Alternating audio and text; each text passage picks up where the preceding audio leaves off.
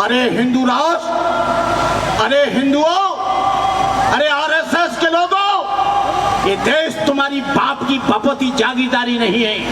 इस देश में मुसलमान भी रहता है, इस देश में ईसाई भी रहता है, इस देश में बैकवर्ड भी रहता है, इस देश में बौद्ध भी रहता है, इस देश में सिख भी रहता है। हिंदू राष्ट्र तुम कैसे कर पाओगे?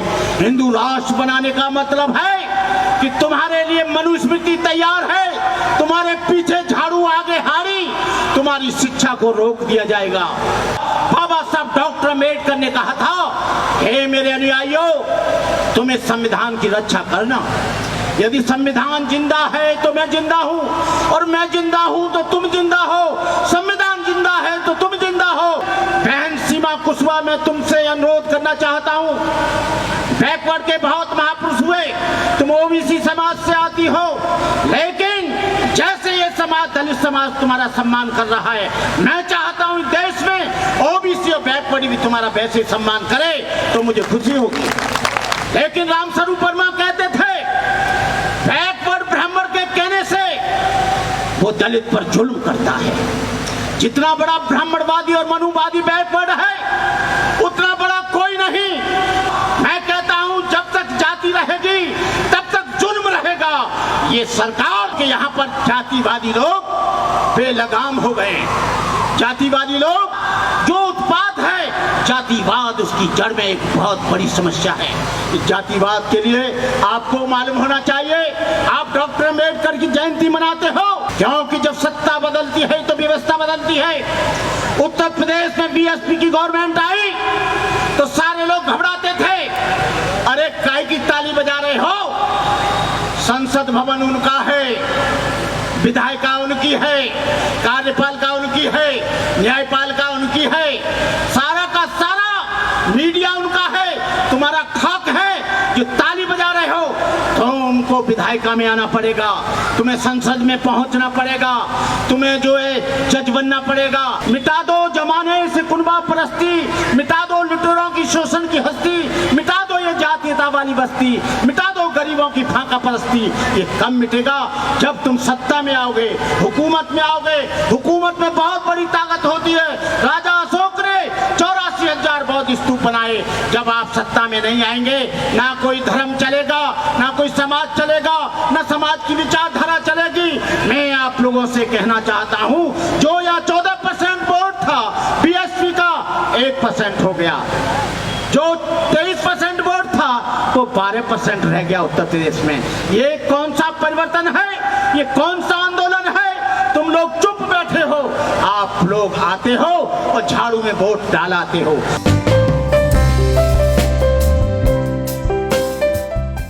तुम लोग बहुत इमोशनल हो, बहुत भावुक हो। डॉक्टर अम्बेडकर की जयंती कोई गंदा तावीज नहीं है। डॉक्टर अम्बेडकर की जयंती कोई झाड़ फूंक नहीं है। डॉक्टर अम्बेडकर जयंती कोई वैष्णो देवी का गाना नहीं है। डॉक्टर अम्बेडकर की जयंती माता ने बुलाया है, वो जयंती नहीं है। डॉक्टर अम्बेडकर जयंती एक चिंतन है, एक मनन है। तुम लोग डॉक्टर अम्बेडकर जयंती मनाते हो एक दिन, लेकिन तुम्हारा दुश्मन 365 वर्ष तक तुमको घेरने की तैयारी करता है। कभी इस पर चिंतन करना, तुम लोग अम्बेडकर जयंतियां करना भूल जाओगे, और शायद 2024 में यदि ऐसा हुआ तो ना तुम डॉक्टर अम्बेडकर जयंती मना पाओगे, ना तुम बुद्ध जयंती मना पाओगे। तुम लोग गाने में मशगूल हो रहे हो। तुम लोग अम्बेडकर जयंतियों में अतिथियों को बुलाकर माला डालने में और उनका स्वागत करने में इमोशनल हो रहे हो। तुम्हारा आरक्षण खत्म किया जा रहा है, तुम्हारे बच्चों की एजुकेशन खत्म की जा रही है, तुम्हारे दिन रात तुम्हारे ऊपर तलवारें चल रही हैं, और तुम लोग इतने इमोशनल हो, जो भी आ जाए उसको मालाओं से लाद देते हो, चाहे भंते करुणाकर हो। तुमको ये नहीं दिखा जा रहा है कि तुम्हारा डिमोशन हो रहा है। या तुमको पढ़ने का अधिकार दिया तो बाबा साहब डॉक्टर अम्बेडकर ने दिया। यदि बाबा साहब डॉक्टर अम्बेडकर तुमको पढ़ने का अधिकार न देते तो तुमको नौकरी कहां से मिलती?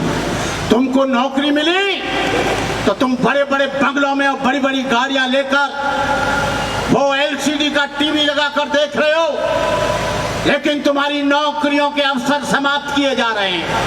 नौकरी कहां करोगे? नौकरी कहां करोगे? रेलवे बेचा जा रहा है, बीएसएनएल बेच दिया गया, बीएचएल बेचा जा रहा है, एयरपोर्ट बेचा जा रहा है, बैंकें बेची जा रही हैं, एलआईसी बेची जा रही हैं। जब सरकारी संस्थान नहीं रहेंगे, नौकरी क्या खाक में करोगे?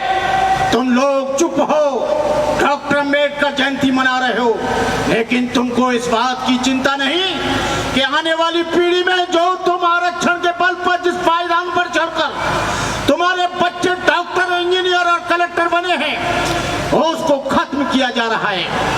संघ परिवार और तुम्हारे सारे वजूदों को खत्म कर रहा है। तुम लोगों को सड़क पर आना होगा। तुमको मालूम है जब तुम्हारी अभिव्यक्ति होती है तो रतनलाल जैसे और रविकांत जैसे चंदन व्यक्ति को जेल में ठूस दिया जाता है। आपको मालूम होना चाहिए अलीगढ़ में सागवान सिटी में 250 परिवार शेड्यूल कास्ट के रहते हैं। उनको अम्बेडकर जयंती नहीं मनाने दी और उन्होंने कहा कि हम मकान बेचेंगे। हम उनके बीच में गए, अरे कायर और बुज़दिलो, मकान बेचकर कहां जाओगे? कलकत्ता जाओगे कि बंबई जाओगे? इलाहाबाद जाओगे क्या दिल्ली जाओगे? पूरे देश में तो जातिवाद है। कहीं भी चले जाना, जैसे कुत्ता मांस को सूंघता है वैसे यहाँ इंसान जाति को सूंघता है। यहाँ पर जातिवाद है, तुम उससे लड़ना। बाबा साहब डॉक्टर अम्बेडकर के ऊपर कहर ढाया गया, लेकिन डॉक्टर अम्बेडकर ने देश को छोड़ना पसंद नहीं किया। तुम लोग, तुम्हारा आरक्षण खत्म हो रहा है। जो 0 पर हमारे बच्चे का एडमिशन होता था, आज तुम्हारे बच्चे डॉक्टर नहीं बन पाएंगे। तुम्हारे पास 1 करोड़ रुपया नहीं है। तुम्हारे बच्चे इंजीनियर नहीं बन पाएंगे। तुम्हारे बच्चे पोस्ट ग्रेजुएशन नहीं कर पाएंगे। तुमको इस बात के लिए सोचना चाहिए। और मैं जा रहा था झंडे वाला पर बड़े बड़े, बहुत बड़े बड़े पोस्टर लगे थे। उसमें लिखा था हिंदू राष्ट्र निर्माण हेतु सम्मेलन। अरे हिंदू राष्ट्र, अरे हिंदुओं, अरे आरएसएस के लोगों, ये देश तुम्हारी बाप की बपौती जागीरदारी नहीं है। इस देश में मुसलमान भी रहता है, इस देश में ईसाई भी रहता है, इस देश में बैकवर्ड भी रहता है, इस देश में बौद्ध भी रहता है, इस देश में सिख भी रहता है। हिंदू राष्ट्र तुम कैसे कर पाओगे? हिंदू राष्ट्र बनाने का मतलब है कि तुम्हारे लिए मनुस्मृति तैयार है, तुम्हारे पीछे झाड़ू आगे हाड़ी, तुम्हारी शिक्षा को रोक दिया जाएगा।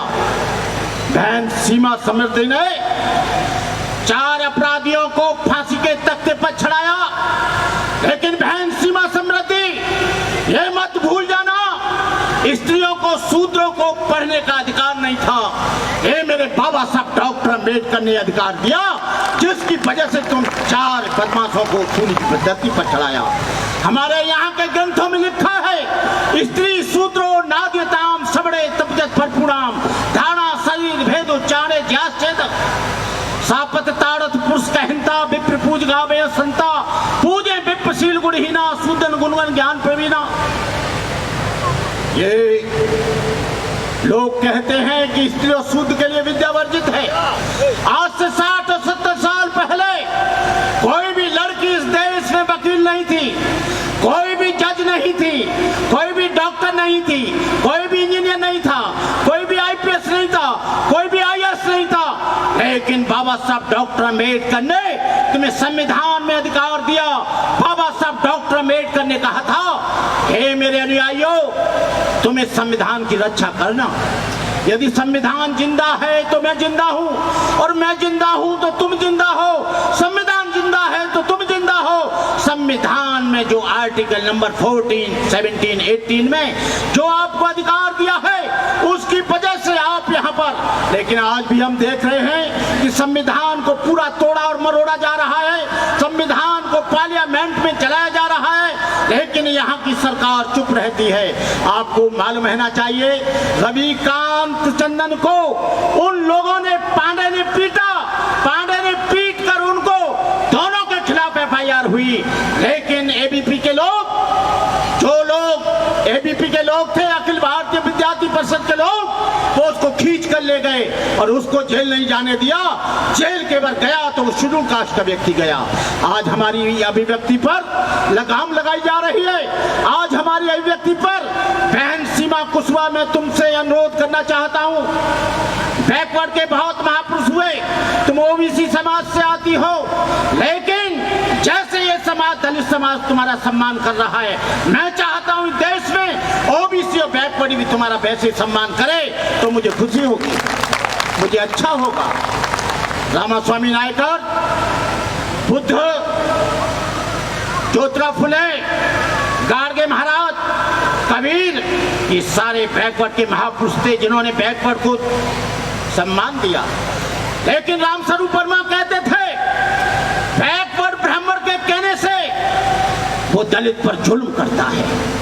जितना बड़ा ब्राह्मणवादी और मनुवादी बैकवर्ड है, उतना बड़ा कोई नहीं।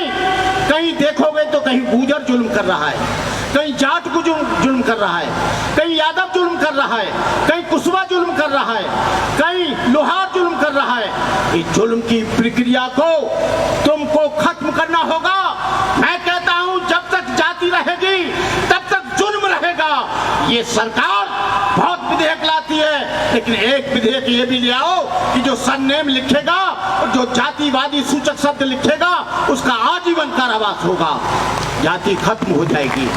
एक आंदोलन निकाला कि सारे लोग मुंह पर मास्क लगाएंगे, मास्क नहीं लगाएंगे तो 2000 रुपया जुर्माना हो जाएगा। इतना भय था, इतना आतंक था कि सारे लोग मुंह पर मास्क लगाने चले थे, केवल 2000 रुपया के जुर्माने पर।